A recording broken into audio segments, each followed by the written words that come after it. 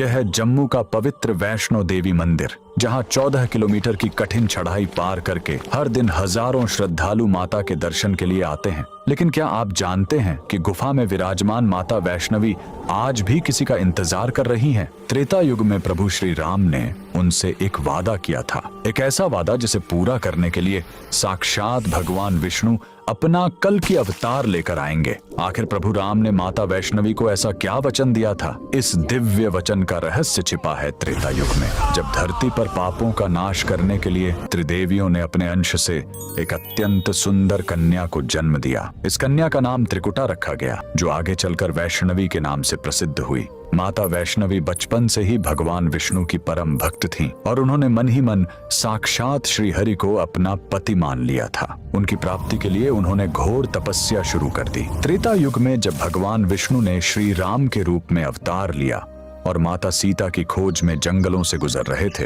तब उनकी भेंट तपस्या में लीन वैष्णवी से हुई। वैष्णवी ने अपने प्रभु को तुरंत पहचान लिया और उनके सामने विवाह का प्रस्ताव रखा। लेकिन प्रभु राम ने उन्हें समझाया कि इस त्रेता युग में वह एक पत्नी व्रत का पालन कर रहे हैं और उनका जीवन केवल माता सीता के लिए समर्पित है। पर वैष्णवी की सच्ची और निष्काम भक्ति देखकर श्री राम ने उन्हें एक बहुत बड़ा वचन दिया। उन्होंने कहा कि जब कलयुग में पाप अपनी चरम सीमा पर होगा, तब वह धरती पर अपना 10वां और अंतिम कल की अवतार लेकर आएंगे और उसी रूप में वह वैष्णवी से विवाह करेंगे। श्री राम ने वैष्णवी को आदेश दिया कि जब तक कल के अवतार का समय नहीं आता, वह त्रिकूट पर्वत की पवित्र गुफा में विराजमान रहें और वहां आने वाले सभी भक्तों का कल्याण करें। यही कारण है कि आज भी माता वैष्णो देवी उसी त्रिकूट पर्वत पर साक्षात विराजमान हैं और अपने प्रभु के कल की अवतार में प्रभु श्री राम के अधूरे वचन और त्रिकूट पर्वत पर प्रतीक्षा करने वाली माता प्रसंग माता वैष्णवी देवी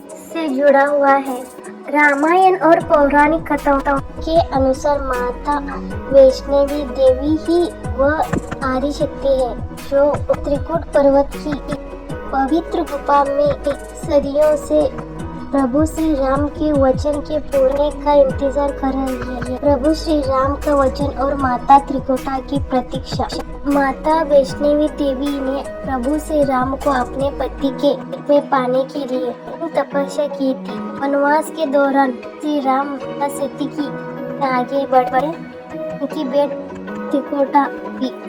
माता त्रिकुटा ने जब उनके प्रमुख विवाह का प्रस्ताव रखा, प्रभु राम ने उन्हें जाया कि इस बार में उन्होंने केवल माता सीता से विवाह करने का संकल्प लिया है, इसलिए वह इसमें उनकी इच्छा पूरी नहीं कर सकते। माता त्रिकुटा की भक्ति से प्रसन्न होकर राम ने एक वचन दिया। उन्होंने कहा कि कलयुग में एक ही अवतार अब आकर से विवाह करेंगे। प्रभु राम ने उन्हें निर्देश दिया कि तब तक वह भारत में त्रिकुटा पर्वत पर जाकर एक पवित्र गुफा में तपस्या करे और भक्तों की मनोकामना पूरी करे।